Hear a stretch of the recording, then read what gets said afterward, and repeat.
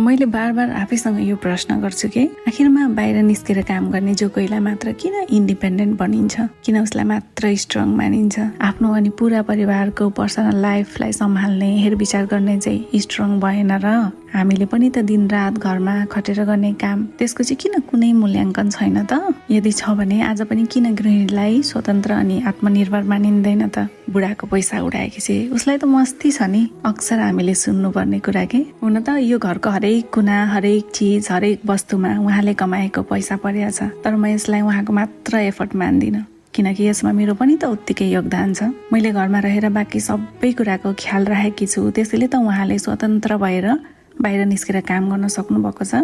बिहान सबैभन्दा चाँडो उठेर भगवानलाई धन्यवाद गर्छु। कसलाई के मनपर्छ, कसलाई के चाहिन्छ, आज को आउँछ, कहाँ जानु छ, आफ्ना आफन्त, निम्तो, चुलो, मैले सकेसम्म हरेक चिज घरमै बनाएर खुवाउँछु। सबैको स्वास्थ्यको ध्यान राखेर पकाउँछु, त्यसैले उहाँ हेल्दी हुनुहुन्छ, एक्टिभ हुनुहुन्छ। यो मेरो कमाइ हो।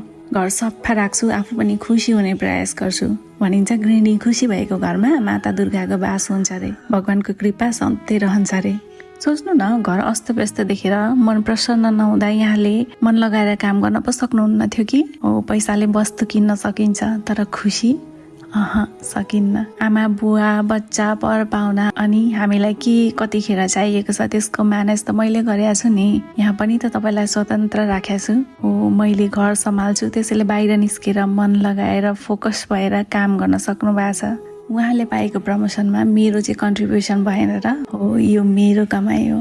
हो, पैसाले घरका पर्खालहरू बनिन्छन्, तर त्यहाँ परिवार बसाउन गृहिणीको सब